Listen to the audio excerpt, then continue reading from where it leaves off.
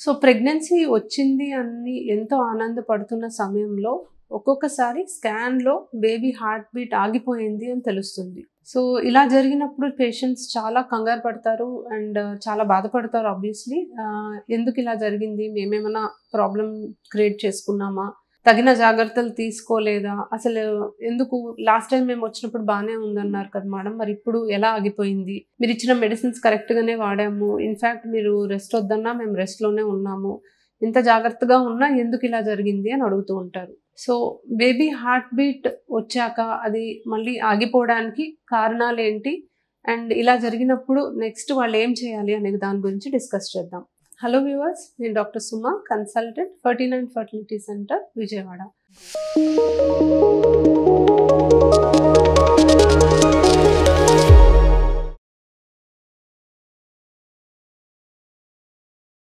So నార్మల్‌గా మనకి pregnancy వచ్చినప్పుడు స్కాన్‌లో 5, 6 వారాల మధ్యలో బేబీ హార్ట్ బీట్ అనేది మనకు కనిపించాలి. ఒకవేళ 5, 6 వారాల మధ్యలో స్కాన్ చేసినప్పుడు అది కూడా రెగ్యులర్ సైకిల్స్ ఉన్న వాళ్ళలో హార్ట్ బీట్ గనక మనకి కనపడకపోతే ఇంకొక 1 వీక్ 10 డేస్ వరకు మాక్సిమం మనం వెయిట్ చేయగలం. ఎందుకంటే కొన్ని సార్లు ఎంబ్రియో ఏర్పడింది అతుక్కోవడానికి కొంచెం లేట్‌గా అతుక్కొని కొంచెం స్లోగా పెరిగే కొద్దీ మనకి హార్ట్ బీట్ రావడానికి అవకాశం ఉంది. లెక్క ప్రకారం 6, 7 వీక్స్ వరకు కూడా హార్ట్ బీట్ రాలేదు అంటే మాక్సిమం అది ఇంకా రాదు అని అర్థం. కొన్ని సందర్భాల్లో 5, 6 వారాల మధ్యలో హార్ట్ బీట్ వచ్చి తర్వాత సబ్సిక్వెంట్ స్కాన్స్‌లో మనం చూసుకుంటే హార్ట్ బీట్ ఆగిపోయి ఉండొచ్చు. సో నార్మల్‌గా ఆల్రెడీ హార్ట్ బీట్ వచ్చి ఆగిపోయింది నెక్స్ట్ స్కాన్‌లో అంటే ఇంకా వెయిట్ చేసి ఉపయోగం లేదు. సో చాలా సార్లు పేషెంట్ దీన్ని యాక్సెప్ట్ చేయకుండా మేము ఇంకొక 1 వీక్ వెయిట్ చేస్తాం మేడం మళ్ళీ వస్తదేమో అని అంటారు. సో ఆల్రెడీ వచ్చిన హార్ట్ బీట్ ఆగిపోయింది అంటే ఆ బేబీ ఇంకా బతకలేదు అని అర్థం కాబట్టి దాని కోసం మళ్ళీ వెయిట్ చేయాల్సిన అవసరం లేదు. బట్ అసలు హార్ట్ బీటే రాలేదు. ఇది మనం చూస్తాము ఈ టైం కల్లా రావాలి అని అనుకుంటాం. బట్ హార్ట్ బీటే రాలేదు అంటే అప్పుడు ఇంకొంచెం టైం ఇచ్చి మనం చూసినా ఉపయోగం ఉంటుంది.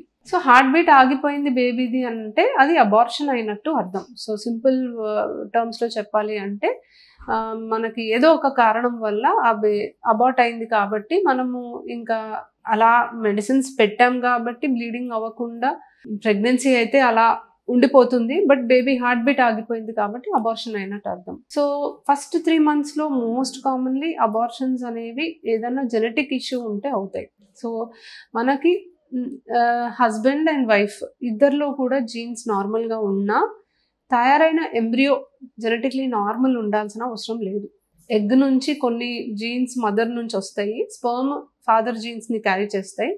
ఇవి 2 కలిసినప్పుడు ఒక న్యూ బేబీ ఫార్మ్ అవుతది. సో ఆ బేబీకి జెనెటిక్స్ డిఫరెంట్ ఉంటాయి. ఈ 2 కలిసినప్పుడు మనకు ఫార్మ్ అయిన జీన్స్ కాబట్టి న్యూ బేబీలో ఫార్మ్ అయిన జీన్స్ అనేవి నార్మల్‌గా ఉంటే తప్ప మనకి ప్రెగ్నెన్సీ రాదు. ఒకవేళ ప్రెగ్నెన్సీ వచ్చినా అబ్నార్మల్‌గా జెనెటిక్ ప్యాటర్న్ ఉంటే అబార్షన్ అవ్వడానికి అవకాశం ఉంటుంది. సో ఇన్‌ఫాక్ట్ ఇది nature's way of rejecting a bad embryo. అంటే అవయవ లోపాలతో గానీ తెలివి తక్కువగా పుట్టడం కానీ ఇలా జరగకుండా బై నేచర్ అది రిజెక్ట్ చేస్తది. సో చాలా సార్లు ఇలా పేషెంట్స్ వచ్చి బాధపడుతున్నప్పుడు నేను వాళ్ళకి ఒకటే చెప్తాను. మీకు ఇది ఒక విధంగా మంచి జరిగినట్టే. సో లోపాలున్న బేబీ పుట్టడం కన్నా అది ముందే మీకు రిజెక్ట్ అయ్యి మీకు ఈసారి హెల్తీ ప్రెగ్నెన్సీ వచ్చే అవకాశం అనేది మీకు వచ్చింది కాబట్టి మీరు కంగారు పడాల్సిన అవసరం లేదు అనే చెప్తాను. ఇది కాకుండా ఇలా హార్ట్ బీట్ ఆగిపోవడానికి వేరే కారణాలు కూడా ఉంటాయి. ఇప్పుడు ఏమైనా హార్మోనల్ ప్రాబ్లమ్స్ ఉన్నాయి, థైరాయిడ్ ప్రాబ్లమ్స్ లేదా షుగర్‌కి సంబంధించిన ప్రాబ్లమ్, వాళ్ళు మెడికేషన్స్ వాడట్లేదు, వాళ్ళకసలు తెలీదు ప్రాబ్లమ్ ఉంది. ప్రెగ్నెన్సీ వచ్చినప్పుడు ఇలా హార్ట్ బీట్ ఆగిపోయినప్పుడు టెస్టులు చేస్తేనే వాళ్ళకి బయటపడుతుంది.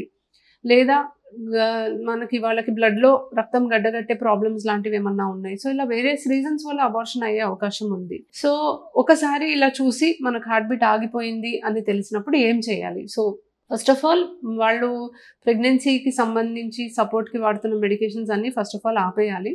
ఆపేసిన తర్వాత ఒకటి మెడిసిన్స్ ద్వారానే ప్రెగ్నెన్సీ లోపల ఉన్న టిష్యూ మొత్తం బయటకు వచ్చేలాగా మనం మెడికేషన్ ద్వారా ట్రై చేయొచ్చు. లేదా డిఎన్సీ అనే ప్రాసెస్ ట్రై చేయొచ్చు. సో మాక్సిమం డిఎన్సీ అవాయిడ్ చేస్తామండి. ఎందుకంటే డిఎన్సీకి మళ్ళీ మత్తిచ్చి చేయాలి.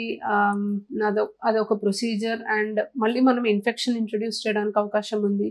డిఎన్సి మరీ ఎక్సెస్గా మనం క్లీన్ చేస్తే కూడా మనకి గర్భసంచి లోపల పొర అనేది తర్వాత ఫ్యూచర్లో డెవలప్ అవ్వకుండా ఉండడం, సంతానలేమి సమస్యలు రావడం కూడా చూస్తాం. అంటే ఇది అందరికీ అవుతుంది అని కాదు, బట్ ప్రాపర్గా చేయకపోతే అవ్వడానికి అవకాశం ఉంది.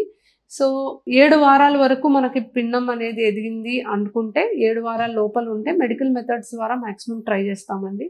7 వారాలు దాటిన దగ్గర నుంచి మెడికల్ మెథడ్స్ ద్వారా కంప్లీట్గా అబార్ట్ అవ్వడానికి, కంప్లీట్గా క్లీన్ అవ్వడానికి కొంచెం తక్కువ ఛాన్స్ ఉంటుంది కాబట్టి డిఎన్సీకి మేము సజెస్ట్ చేస్తాం. సో ఫస్ట్ టైం అబార్షన్ అయినప్పుడు లేదా ఫస్ట్ టైం వాళ్ళకి ప్రెగ్నెన్సీ వచ్చి బేబీ హార్ట్ బీట్ ఆగిపోయింది అనుకుంటే మనం మ్యాక్సిమం జస్ట్ మనం ఐదర్ మెడికల్ మెథడ్ కానీ డిఎన్సీ కానీ చేసేసి ఆ టిష్యూని తీసేస్తాం. సెకండ్ టైం కూడా బేబీ హార్ట్ బీట్ ఆగిపోయింది అంటే డిఎన్సీ చేసి ఆ టిష్యూని మనము టెస్టింగ్కి పంపిస్తే మంచిది. ఏదైనా జెనెటిక్ ప్రాబ్లం ఉంది అనేది మనం తెలుసుకోగలం, దానికి తగ్గట్టుగా నెక్స్ట్ ప్రెగ్నెన్సీలో జాగ్రత్తలు తీసుకోగలం.